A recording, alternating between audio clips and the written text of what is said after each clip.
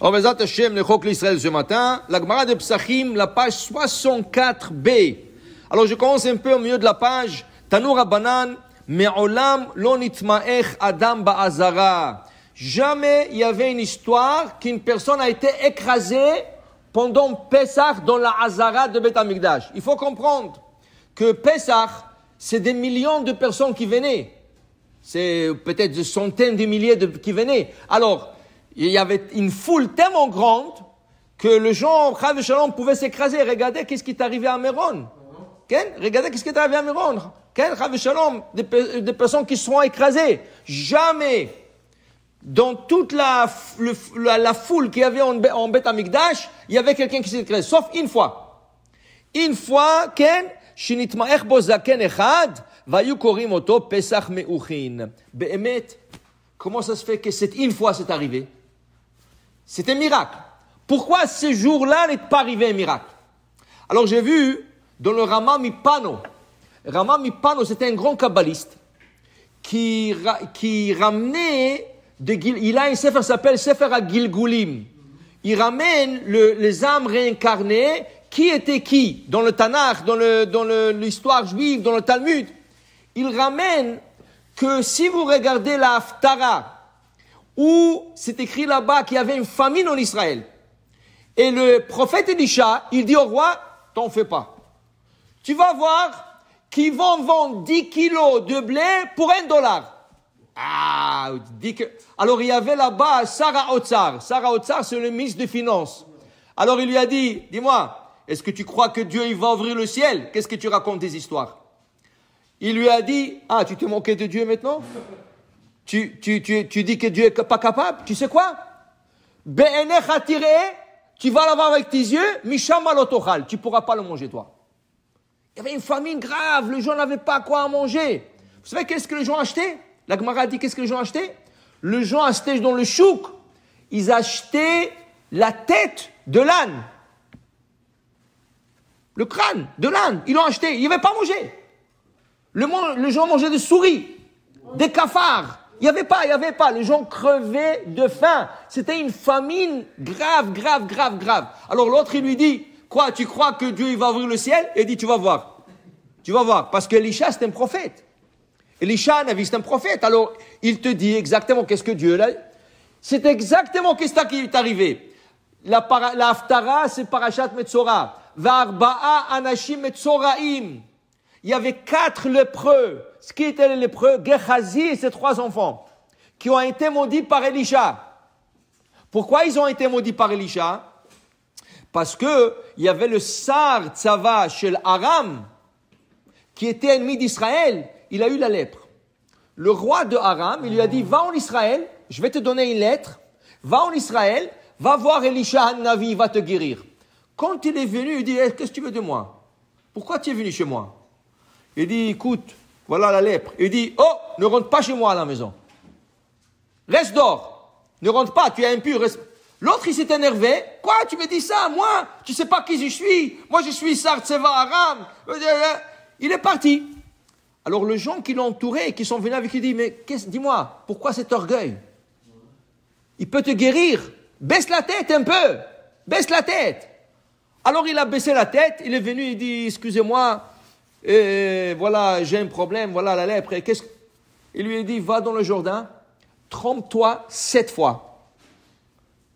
Il est sorti, il s'est énervé. Il dit, dis-moi, il se moque de moi. Moi, je suis venu de Aram, de Babylone. Là-bas, on a l'Euphrate. C'est un fleuve plus grand que le Jourdain. Alors j'ai besoin de Jourdain. Alors ils lui ont dit, baisse ta tête, arrête avec ton orgueil, baisse ta tête, tu es venu pour le voir, il te dit quoi faire, fais qu'est-ce qu'il te dit. Donc il a baissé la tête, il est parti dans le jardin, il s'est trompé 7 fois, la Navi, la Haftara dit, il est sorti avec une peau de bébé. Toute la lèpre a disparu. Il était fasciné, il était bouche bée, il est venu, il a emmené des cadeaux, de l'or, de l'argent, des robes, au prophète. Il dit, s'il vous plaît, je vais vous donner des cadeaux. Il dit, non. Je ne veux pas des cadeaux de vous. Il dit, non, mais s'il vous plaît, vous m'avez guéri. J'ai dit, non. Tu veux me faire cadeau? Il dit, oui. Il dit, crois en Dieu. crois en Hachem. Tu sais, Hachem, c'est lui qui t'a... Moi, je t'ai pas guéri, moi. Moi, je t'ai pas guéri, c'est Hachem qui t'a guéri. Alors, crois en Hachem. Il dit, je te promets, je crois en Hachem. Il lui dit, mais je te dis, je t'explique que pendant l'année, 1 ou 2 fois, il était obligé d'aller avec le roi dans une maison d'Avodah Zara. Pas qu'il voulait pratiquer l'Avodah Zara, il était là pour supporter le roi, parce que lui, c'était un gibor, c'était un homme fort, c'était un sartsava, c'était un général d'armée.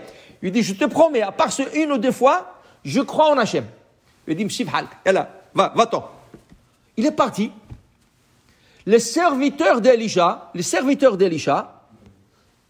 il a vu qu'il a renvoyé avec tout l'argent, tout l'or, tout l'Europe. Il dit, waouh, c'est dommage pour tout ce bien matériel. Qu'est-ce qu'il a fait? Quand l'autre, il a pris la route, il a couru après lui.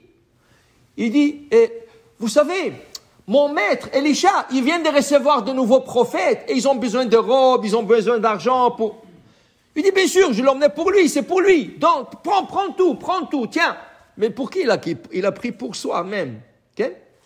Quand il est revenu, Elisha, il a compris qu'est-ce qu'il a fait. Il a dit, est-ce que tu as pris de lui? Tu as pris les robes et l'argent de lui? Il dit, oui.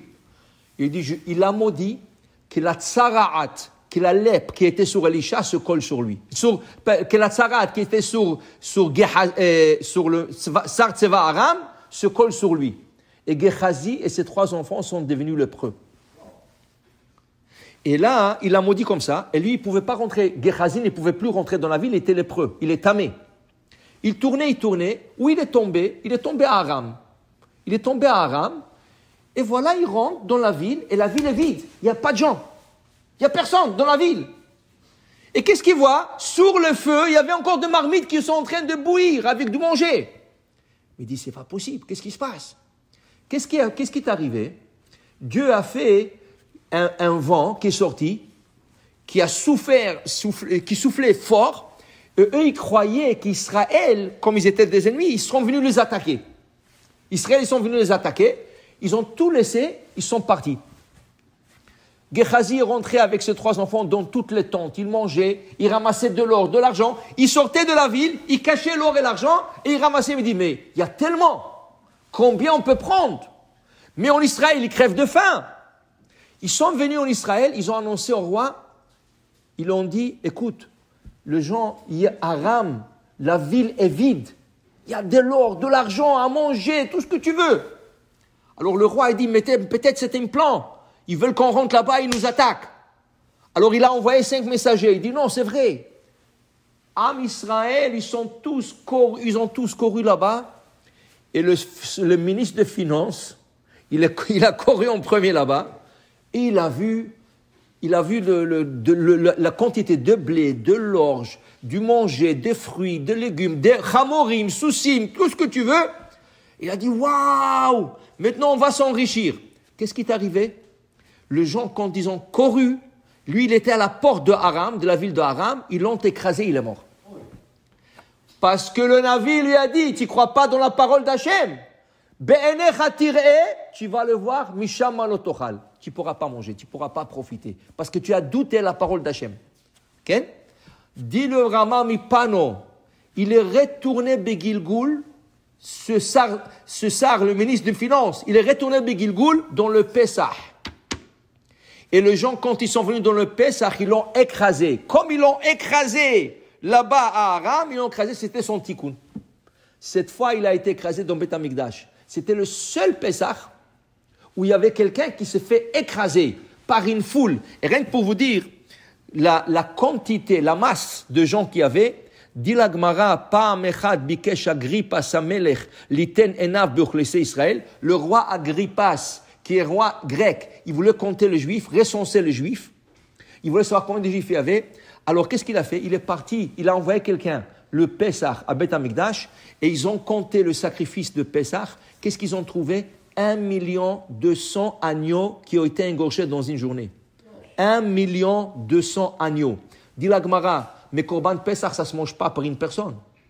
Le Korban Pessah se mange en groupe, et le minimum dans le groupe, c'est 10 personnes. Donc, combien de gens il y avait à Jérusalem, dit la Gemara? 12 millions de Juifs à Jérusalem et alentour, à cette époque.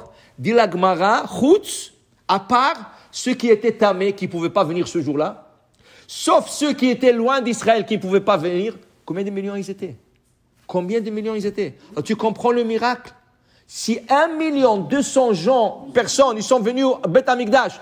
Beth Amikdash, c'est 70 mètres sur 70 mètres. Où tu peux rentrer cette foule? Où tu peux rentrer ces gens? Jamais quelqu'un s'est fait écraser. Et celui qui s'est fait écraser, c'était un tikkun. Alors pour vous dire d'abord le nombre d'Israël d'Am Israël qui avait à cette époque en Eretz Israël. Baruch Adonai le'olam. Amen ve amen.